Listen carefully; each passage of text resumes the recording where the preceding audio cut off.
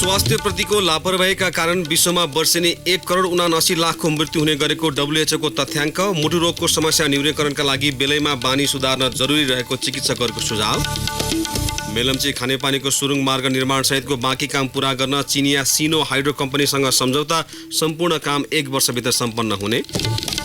नेपालीहरूको महान चाड बडा दशैं सुरु, घर घरमा जमरा राखियो। तालिबान विद्रोहीको डरले अफगानिस्तानमा मतदान गर्नेको संख्यामा भारी गिरावट। हिजो भएको राष्ट्रपति निर्वाचनमा 20 लाखले मात्र गरे मतदान।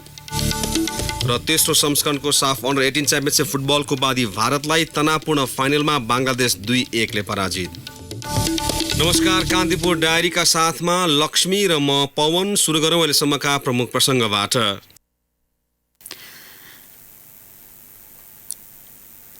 हाम्रो नियमित स्तम्भ कान्तिपुर सविस्तार। कान्तिपुर सविस्तार।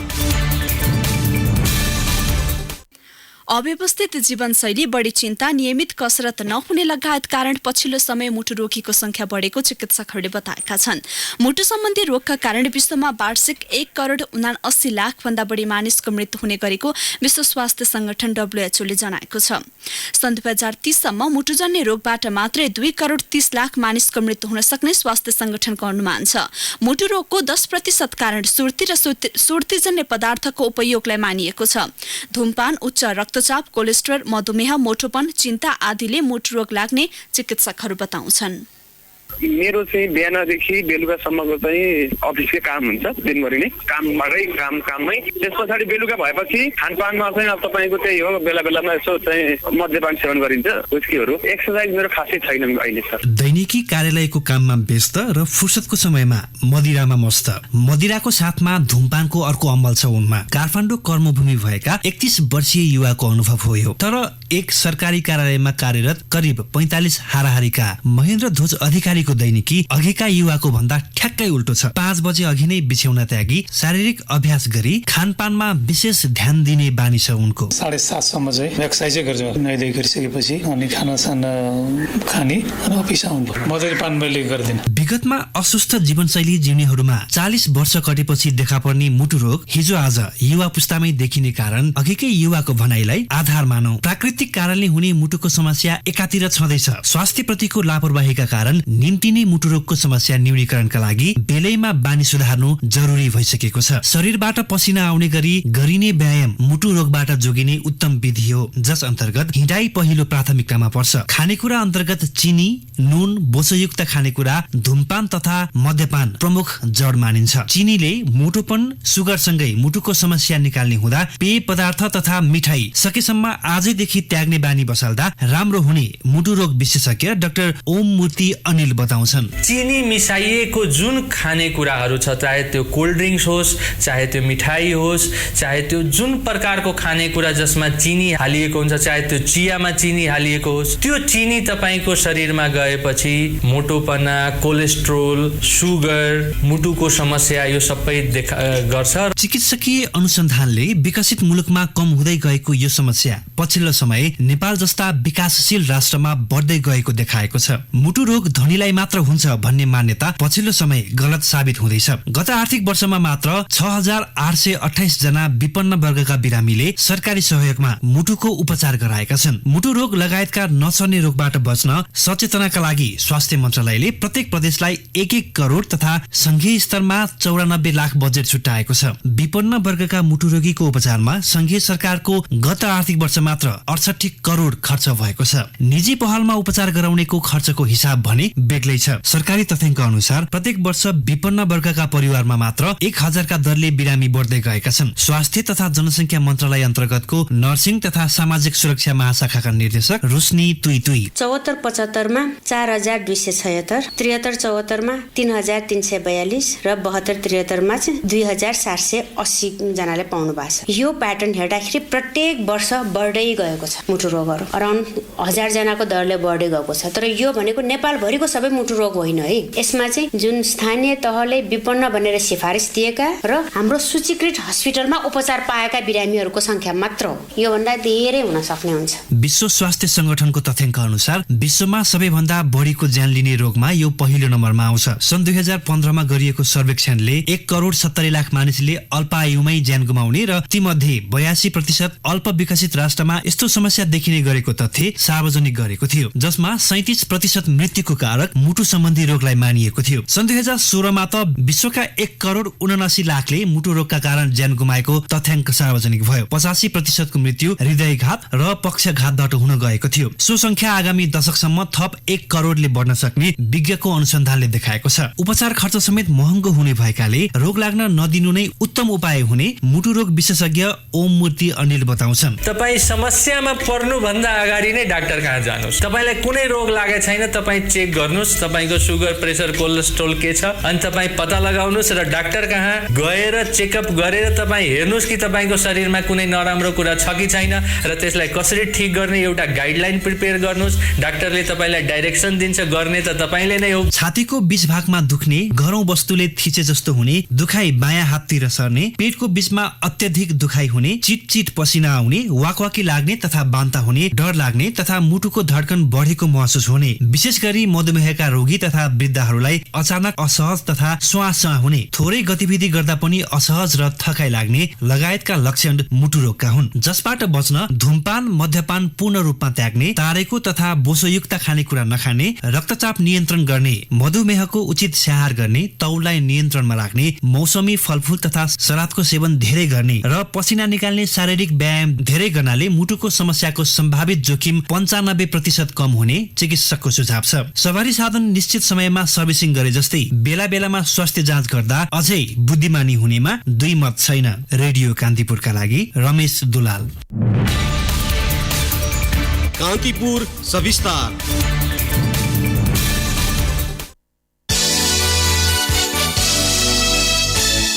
सरकारले मेलम्ची खानेपानी आयोजनाको सुरुङ मार्गको बाँकी काम 1 वर्षभित्र सक्ने गरी चिनिया कम्पनीसँग आज सम्झौता गरेको छ। लामो समयदेखि अन्यलमा रहेको आयोजनाको काम दशैंपछि असोज 26 गतेबाट सुरु गर्ने गरी 85 करोड रुपैयाँमा चिनिया कम्पनी सिनो हाइड्रोसँग सम्झौता भएको हो।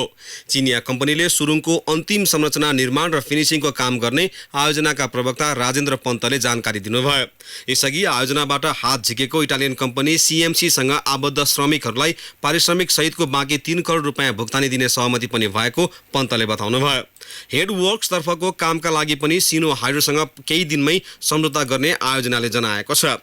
सुरुङ मार्ग निर्माणको अन्तिम चरणमा रहेका बेला इटालियन कम्पनी सीएमसी टाट पल्टेको भन्दै काम छाडेर भागेपछि काठमाडौँवासीको दशकौंदेखिको मेलम्चीको पानी पिउने चाहना पुनः अन्यलमा परेको थियो। पटक पटकको छलफलमा पनि सीएमसीले काममा नफर्कने अडान लिएपछि सरकारले बाँकी काम सम्पन्न गर्न चिनिया हाइड्रोसँग नयाँ सम्झौता गरेको हो। नेपालीहरूको प्रमुख चाड बडा दशैं घर घरमा घट स्थापना गरी आज सुरु भएको छ। आफ्नो पूजा कोठा वा दशैं घरमा विधिपूर्वक दियो, कलश र गणेशको पूजा गरी माटोको पूर्ण घडामा गाईको गोबर राखी घाम नछिर्ने अँध्यारो कोठामा जौ मकै रोपेर जमरा राख्ने गरिन्छ। घर घरमा आज राखिने जमरा विजयादशमीका दिन टीकासँगै समृद्धिको प्रतीकका रूपमा लगाउने गरिन्छ। हनुमान ढोका दरबारमा रहेको दशैं घरमा वैदिक विधिपूर्वक जमरा राखी महाकाली, महालक्ष्मी, नवदुर्गा र अन्य देवी शक्ति पीठहरूमा नवरात्रि पूजाको शुभारम्भ गरिएको छ। आजै गोरखा र नुवाकोट दरबारमा पनि जमरा राखिएको छ। हनुमान ढोकाको दशैं घरमा बिहानको शुभ साहित्यमा घट स्थापना गर्दा नेपाली सेनाको एक टुकडीले बढाई समेत गरेको थियो। आजदेखि दशैं अवधिभर नवरात्र पर्व मेलाका रूपमा शक्तिपीठ तथा घट स्थापना गरिएका स्थानमा घरमूली वा पण्डित पुरोहितद्वारा सप्तशती चण्डी र भगवती स्तोत्र पाठ गर्ने चलन छ। दशैं मनाउन घर जाने यात्रुसँग बढी भाडा असुलेको अभियोगमा प्रहरीले टिकट काउन्टरबाट 5 जनालाई पक्राउ गरेको छ। महानगरीय ट्राफिक प्रहरी महाशाखाबाट सादा पोसाकमा खटिएका प्रहरीले उनीहरूलाई काठमाडौँको कोटेश्वर र बल्खुबाट पक्राउ गरेको हो। महाशाखाका प्रमुख वरिष्ठ प्रहरी उपरीक्षक भीम प्रसाद ढकालका अनुसार मकवानपुरका श्रीराम स्याङतान, बाराका चन्दन शाह, सिन्धुलीका दिपेन्द्र पौडेल, पाँचथरका उपेन्द्र ढुङ्गाना र महोत्तरीका विशाल घिसिङलाई पक्राउ गरिएको हो। उनीहरूलाई महानगरीय प्रहरी वृत्त कालीमाती र तीनकुनेमा राखिएको छ। आरोपितहरूमाथि ठगी अभियोगमा मुद्दा दायर गरिने एसएसपी ढकालले बताउनुभयो। दशैं लक्षित अग्रिम बुकिङ खुलेपछि 9 जना चालक समेत पक्राउ परेका छन्। लामो दूरीमा 2 जना चालक अनिवार्य राख्नुपर्ने प्रावधान उल्लङ्घन गरेको आरोपमा उनीहरूलाई पक्राउ गरिएको महाशाखाले जनाएको छ। यसैबीच 85,091 यात्रुले उपत्यकाका विभिन्न काउन्टरबाट अग्रिम टिकट बुकिङ गरेका छन्। आज साँझसम्मको अभिलेख अनुसार अग्रिम टिकट खुलेपछि 80,341 जना काठमाडौँ भित्रिएका र 88,080 सर्वसाधारण काठमाडौँबाट बाहिरिएको ट्राफिक प्रहरीले जनाएको छ। कान्तिपुर डायरीमा अब ब्रेकको पालो। ब्रेकपछि बाँकी प्रसङ्ग। नेपाली कांग्रेसका सभापति शेरबहादुर देउवाले विदेशी नेता मान्ने कम्युनिस्टलाई देशको माया नहुने बताउनु भएको छ। काभ्रेको बनेपामा आयोजित एक कार्यक्रममा सभापति देउवाले सी जिनपिङ विचारबारे प्रशिक्षण चलाउने देशका कम्युनिस्ट पार्टीका नेता राष्ट्रवादी हुनै नसक्ने ठोकुवा गर्नुभयो।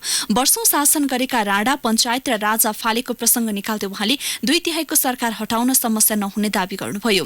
आन्तरिक विवादका कारण अघिल्लो निर्वाचनमा कांग्रेस दोस्रो पार्टीमा खुम्चिएको बताउँदै उहाँले गाउँ पुगेर जनताको समस्या बुझ्न र समाधान गर्न कार्यकर्तालाई आग्रह गर्नुभयो। काठमाडौँको नयाँ बस पार्क स्थित बीजी मलमा अनुगमन गर्न पुगेको वाणिज्य आपूर्ति तथा उपभोक्ता हित संरक्षण विभागको टोलीलाई असहयोग गर्ने 4वटा पसलको कारोबार रोक्का गरिएको छ। गोङ्गुपु स्थित मलमा आज अनुगमन गर्न पुगेको सरकारी टोलीलाई घेराबन्दी गरेर असहयोग गर्दै व्यापारीहरूले पसल बन्द गरी अवरोध सिर्जना गर्न खोजेका थिए।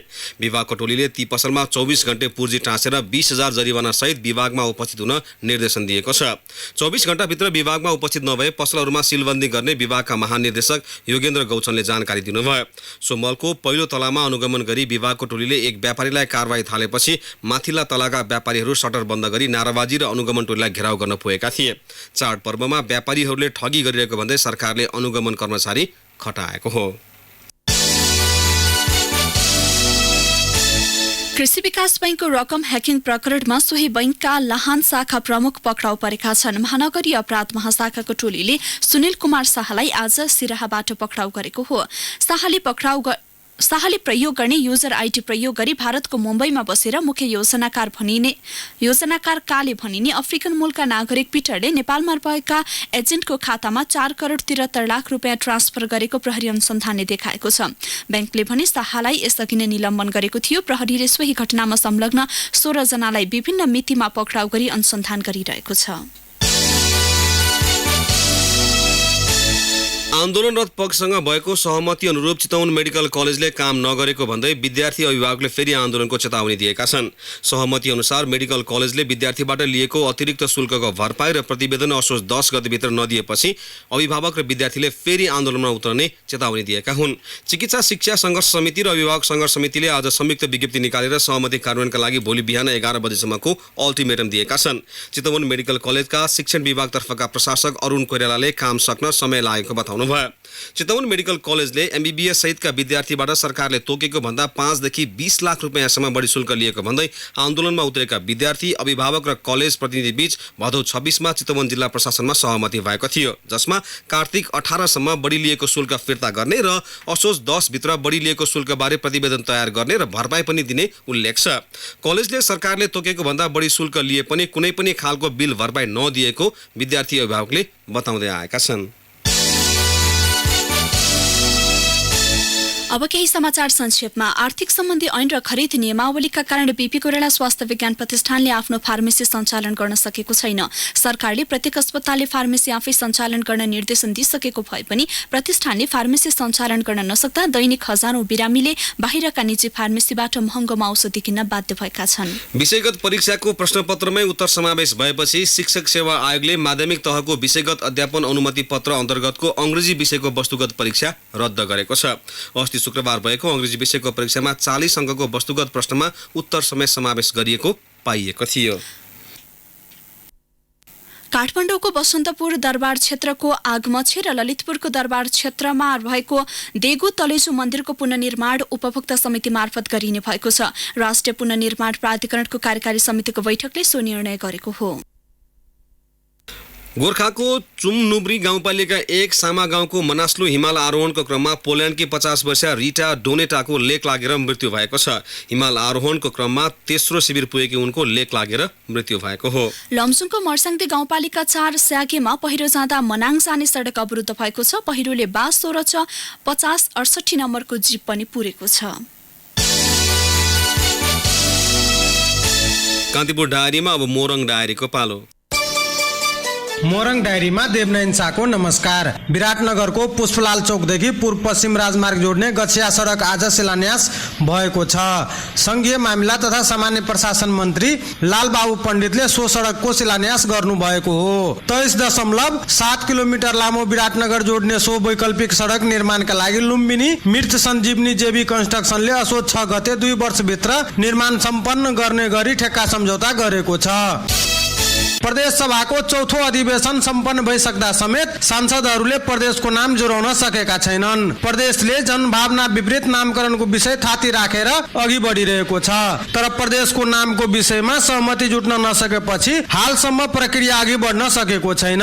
सभामुख प्रदीप कुमार भण्डारीले प्रदेशको नामका लागि गृह कार्य भइरहेको र दलहरू बीच सहमति जुटेपछि पारितको प्रक्रिया सुरु गर्ने बताउनुभयो। मुख्यमन्त्री शेरधन राईले प्रदेशको नामकरणको विषयमा संसदमा प्रतिनिधित्व गर्ने दलहरूबीच छलफल भइरहेको जानकारी दिनुभयो। विराटनगर महानगरमा निर्माण भएका र निर्माण गरिरहेका कुनै पनि भौतिक संरचना अपाङ्ग मैत्री छैनन्। सरकारी तथा सार्वजनिक प्रयोगका लागि निर्माण गरिएका सडक भवन लगायतका संरचना अपाङ्ग मैत्री बनाउनु पर्ने कानुनी व्यवस्था विपरीत महानगरले भौतिक संरचना निर्माण गर्दै आएको हो।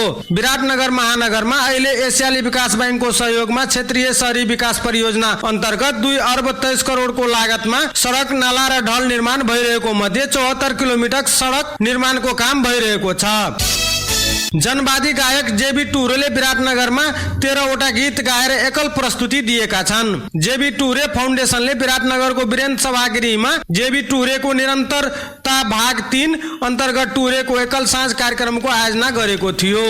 हस्त मोरङ डायरी आजलाई यति नै। देवनारायण शाहलाई बिदा दिनुहोस्। नमस्कार।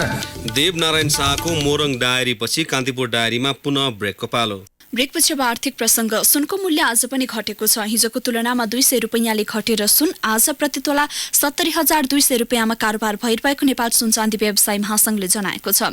गत भदौ 18 गते सुनको मूल्य हालसम्मकै उच्च 73,200 रुपैयाँ पुगेको थियो।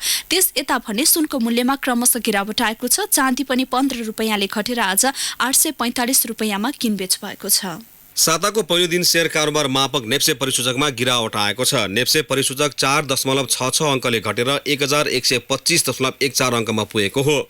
कारोबार भएका विकास बैंक र नेपाल टेलिकम आबद्ध अन्य समूह बाहेक बाँकीको उपसूचकमा गिरावट आउँदा धितोपत्र बजार प्रभावित भयो। आज 24 करोड 15 लाख रुपैयाँ बराबरका 9,24,190 किता शेयर किनबेच भएको नेपाल स्टक एक्सचेन्जले जनाएको छ। प्रभु बैंकको सबैभन्दा धेरै 3 करोड 36 लाख रुपैयाँ बराबरको कारोबार भयो। अब अन्तर्राष्ट्रिय प्रसङ्ग। अफगानिस्तानमा नयाँ राष्ट्रपति चयनका लागि हिजो सम्पन्न मतदानमा 20% मात्र मत खसेको छ। कुल 96,70,000 मतदाता रहेकोमा 20 लाखले मात्र मत खसालेको त्यहाँको निर्वाचन अधिकारीले बताएका छन्। यसअघि सन् 2018मा भएको निर्वाचनमा 70 लाख मतदाता सहभागी भएका थिए। चुनावमा भाग नलिन तालिबान विद्रोहीले दिएको चेतावनीका कारण मतदाताको संख्यामा उल्लेख्य कमी आएको रोयटर्सले जनाएको छ। विभिन्न मतकेन्द्रमा तालिबानले आक्रमणको प्रयास गरे पनि कडा सुरक्षा व्यवस्थाका कारण शान्तिपूर्ण रूपमा मतदान सम्पन्न भएको थियो। अन्तिम मत परिणाम नोभेम्बर 7 पछि मात्रै आउने त्यहाँको निर्वाचन आयोगले जनाएको छ। राष्ट्रपतिका लागि वर्तमान राष्ट्रपति अशरफ गानी र प्रमुख कार्यकारी अब्दुल्लाह मुख्य प्रतिस्पर्धी रहेका छन्। निर्वाचनमा कुनै पनि प्रत्याशीले 50% मत प्राप्त नगरेको खण्डमा दोस्रो चरणमा मतदान गर्ने त्यहाँको व्यवस्था छ।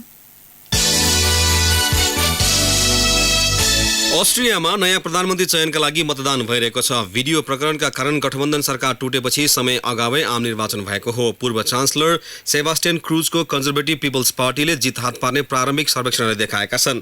Social Democrats, freedom party, greens र लिबरल पार्टी पनि चुनावी दौडमा रहेको बीबीसीले उल्लेख गरेको छ। भिडियो प्रकरणले क्रुज नेतृत्वकै सरकार विघटन भएको हो। फ्रिडम पार्टीको मद्दतमा सो सरकार गठन भएको थियो। फ्रिडम पार्टीका प्रमुख तत्कालीन भाइस चान्सलर हेन्ज क्रिस्टियन स्ट्रेसले एक महिलालाई सरकारी ठेक्का उपलब्ध गराइदिने र त्यसको सट्टामा आर्थिक र राजनीतिक सहयोग चाहेको अभिव्यक्ति सहितको भिडियो सार्वजनिक भएपछि सरकार नैतिक सङ्कटमा परेको थियो। अब खेल समाचार। काठमाडौँमा सम्पन्न तेस्रो संस्करणको साफ अन्डर 18 च्याम्पियनसिपको उपाधि भारतले उचालेको छ। हल्चोक स्थित एपीएफ मैदानमा भएको तनावपूर्ण फाइनलमा बंगलादेशलाई 2-1 गोल अन्तरले पाखा लगाउँदै भारतले पहिलो पटक उपाधि हात पारेको हो। खेलको दोस्रो मिनेटमा नै विक्रम सिंहको गोलमा भारतले अग्रता बनाए पनि 42औं मिनेटमा बंगलादेशका कप्तान यासिन अरफातले गोल गर्दै बराबरी गरे। प्रतिस्पर्धात्मक खेलको दोस्रो हाफको इन्जुरी समयमा गिब्सन सिंहले निर्णायक गोल गरेपछि भारत उपाधि उचाल्न सफल भएको हो। तनावपूर्ण खेलको पहिलो हाफमै 2वटा रातो कार्ड पाएको बंगलादेश 9 र एउटा रातो कार्ड पाएको भारत 10 खेलाडीमा समेटिएका थिए। च्याम्पियनसिपमा बंगलादेशका फैसल अहमद फहिम सर्वाधिक गोलकर्ता र मोस्ट भ्यालुएबल प्लेयर भारतका निन्थोई गाबा मिटी बने। यस्तै तेस्रो स्थानका लागि आजै ललितपुरको सातोबाटो स्थित इन्फा मैदानमा भएको खेलमा भुटानलाई 1-0 ले पराजित गर्दै मालदिप्स विजयी भएको छ। मालदिप्सका लागि खेलको 75औं मिनेटमा इब्राहिम इमरानले निर्णायक गोल गरे। अवस्था साथै बेला कान्तिपुर डायरी समाप्त हुन्छ। राति 8 बजे सेक्युरिटी एन्ड क्राइम डायरीका साथ आउने नै छौँ। तबसम्मका लागि लक्ष्मी र पवनलाई आज्ञा दिनुहोस्। नमस्कार। सूचना र मनोरञ्जनको संवाहक रेडियो राष्ट्रको रेडियो कान्तिपुर।